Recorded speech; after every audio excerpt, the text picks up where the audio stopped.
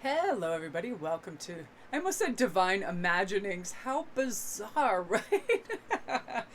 to divine imaginings. I was just thinking of divine, and I absolutely love her, and my brain couldn't kind of like separate. Welcome, however, to Sparkles Inspirations. If you're new, welcome, welcome, welcome, and thank you guys for um, sticking with and popping over from the older channel as well, the bigger channel, and sharing these daily pops of positivity. So let's see what's happening for Sunday, November 1st.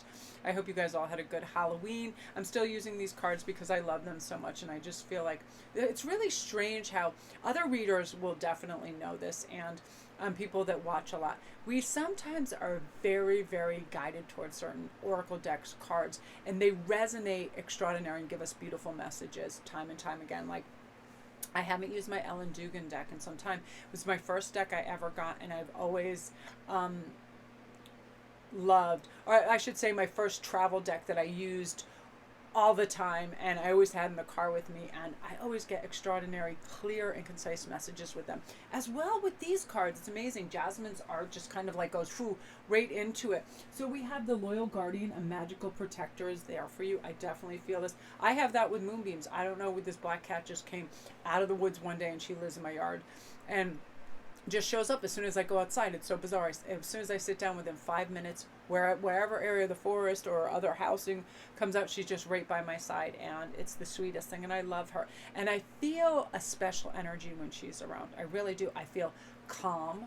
I feel centered. I almost feel like, you know, those animals that almost seem like they want to speak and they have the ability to speak to you, like that. There is something in her expression, in her eyes, that conveys all these messages. And some of it is just loving devotion, and that means the world to me. I'm like, this cat could choose any yard and hang out with anybody, and she just loves me. And I love that.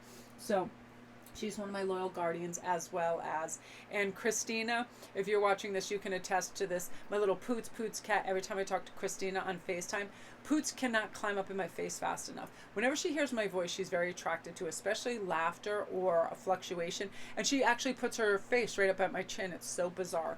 Sometimes a little intrusive, but whatever. We also have the fairy ring, which I love. New skills, advanced training, and rapid improvements. So you guys that are in all kinds of things, new business opportunities, trying to learn things, getting certified, academia, trying to get signed, sealed, stamped, delivered, and certified, now is your time. Great idea. So you pick up new skills right now, like you are defying gravity when it comes to that. Like, somebody tells you something, and what's happening is you're able to make the connections that before seemed overly complex, because you're simplifying them and going, oh, you know what? And most things, I work 1, 2, 3, ABC. I've always worked in threes. It's a rhythm. It's slower. I simplify things. That's why I'm able to research things very quickly. So are you. It's like you're ready to advance. You are ready to pick up new skills and pick them up quickly, brilliantly, and beautiful. Now is definitely the day. If you get a book, you want to learn some new languages, some new skills, the guitar, something of that, all of a sudden it's like you're a virtuoso. You've just got this. Now, the Dragonland Garden is a new world is born. You are creating a new environment for yourself that is conducive for higher learning, for higher vibration, for happiness. You know, the surest way to find inspiration is to avoid putting any pressure on yourself to find it. Once you're just receptive to inspiration, it naturally comes to you.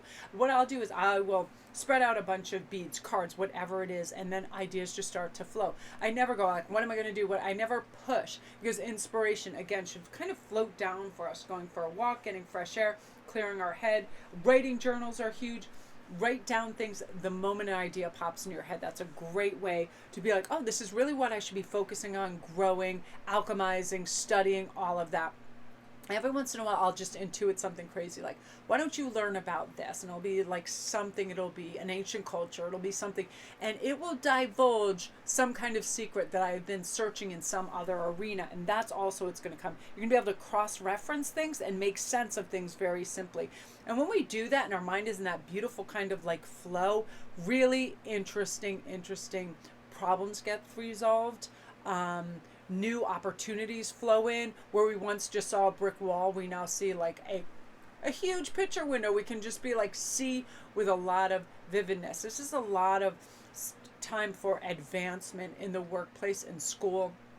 and your personal growth. And that's why I love whenever I watch Dr. Joe Dispenza too, how simple and effortless he really makes our improvement of our life. All we have to do is envision ourselves doing that thing first, right? Like I'll do this about being in the gym, and then you realize it's not some big thing. And I actually like it. I like the environment because while I'm moving, I like to multitask. While I'm moving, I'll answer viewers' comments, I'll read things. So it's kind of like a meditation of sorts. And then I picture myself back in the gym and how good I feel during it and after it and all of that.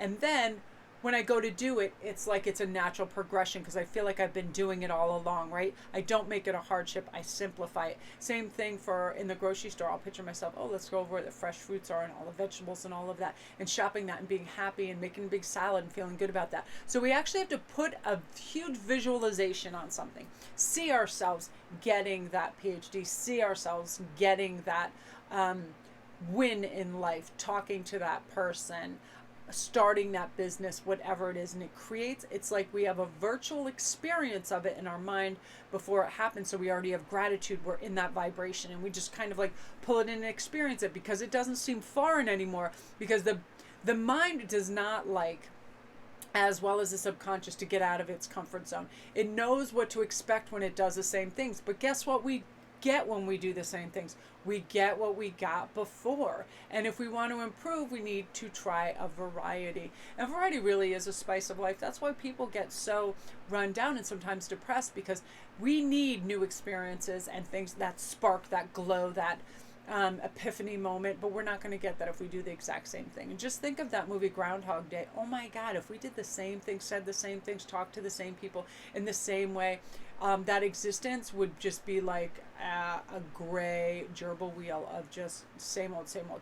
And we want to have satisfaction and experiences and all of that. And this is saying that's how we do when we study new things, when we meet new people, when we change our priorities from maybe Netflix and chill to learning a language or all of that. And not all this is about being productive, because, it can be anything, but we can watch a program on something that expands our mind in another direction. It helps promote some understanding, right? In anything. Like, let me tell you what, I am the least political person out there. I get so, it's one of the things where, as an empath, I feel like I can implode if I take on too much information like that. And it's like, just what's happening. It's like, so what I do is I will inform myself of certain causes of things that have happened in the past due to whatever leadership, whatever, and slowly take things and educate myself. Like years ago, if you'd asked me, well, what's the difference between a Democratic, a Republican, and an independent party, I really wouldn't even be able to explain it that well. It's those sort of things where I just distance myself completely, like, head in the sand, I don't want to know about this stuff. Because it's such a volatile thing for people, right? It's like religion. People legit implode. So I just am like, And here's the weird thing. And I read this and I think it's so true. Everyone has an opinion, and an opinion is really the lowest vibrational form of expressing yourself, because there's not really any accountability, because you can always just say, it's just my opinion. But it can be the a-hole capital opinion of all time. It can be racist. It can be anything. But that's such a cop-out, right? So why not, listen and be informed and be factual and things. Like I'm not someone, I don't like to I don't interject my opinion on religion, on politics, on politicians, on things, unless it's on a scale of like ridiculousness of what's happening, because it makes me laugh. But that sort of thing, right? So what we're watching now too, where we're displaying our opinions, because what happens then is judgment, and then everybody's judging everybody, and then everybody gets in these things. I was watching this, one of my favorite readers, and all he was doing was letting other people come in on a live read while he was doing, I think it was like the sign of Sagittarius.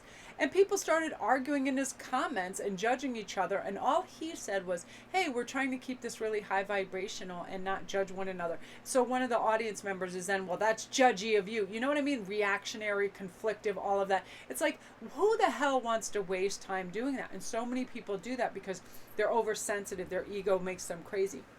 But all of this is saying, no, I'm not going to react. I'm going to respond like an adult if it's called for. If not, I opt out. I don't need to waste my time. Bye-bye. This is lame as hell.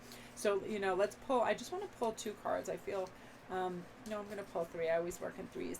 I just want to see what some of the messages are for today. There we go. Yeah, perspective. A new, healthy, hearty, great perspective. You're on top of the wheel. You see the maze, where to turn, exits, entrances, all of that. You are big picture thinking, so no myopic blockages, right? Yes, doing the work, settling in, really having other people that might want to come in and help, and have things just be in a beautiful flow. Just buckling down and checking out what needs doing and doing it correctly and doing it succinctly and quickly. Releasing any of this, um, like feeling blindsided, fear of missing out, feeling like you're inundated, you're doing too much, any of that. At any given time, look at this. You could just boom, be out of there and be on the way. So no more holding yourself captive for other people's agendas or what other people think of you. This is you going on your true path in the direction you should, because it feels right to you and you're able to intuit that. And you have the new perspective of, I'm inspired and I'm going to reawaken my spirit by absorbing the wonders of nature, whatever it is. Beautiful. For me, sometimes it's animals too, right? All this worry, all this misplaced self-doubt, it's so unfounded. None of it is bigger than you. None of it outweighs your beautiful spark to move ahead beautifully and really endure and enjoy your life. It's not about surviving. It's about experiencing and loving your life, and that's what you're ready for. So that is your beautiful messages. Good energy for today, this gorgeous day after Halloween on this beautiful November. Happy November. Shout out if you're a November baby. I'm a November 29th baby, and Sherry Enchantress is November 16 baby. And, we've got our Scorpios, and I'm a Sagittarius. It's a great month. And shout out to all you November babies. Comment down below if you are a fall baby as well. So love and light to everybody. All my links are down below if you need a private read. Please subscribe, It helps me. It helps my algorithm. It helps promote my videos and get things out there into the cosmos. So love and light to you guys. Much appreciated. All my links are down below for every single thing that you can imagine. My Etsy store. Come over to Instagram and get in on all the jewelry giveaways. I heard the next Goddess Provisions box is going to be called the Lunar Box. So I'm excited. Jamie just mentioned mine is on the way. So I'm excited about that too. So lots of giveaways. I do daily posts and memes, spirituality, affirmations. Anything that I find that I feel that can boost a mood is going up there. I have my crazy bird of the day and all that kind of fun stuff. So thank you guys for all your love and support. Peace out.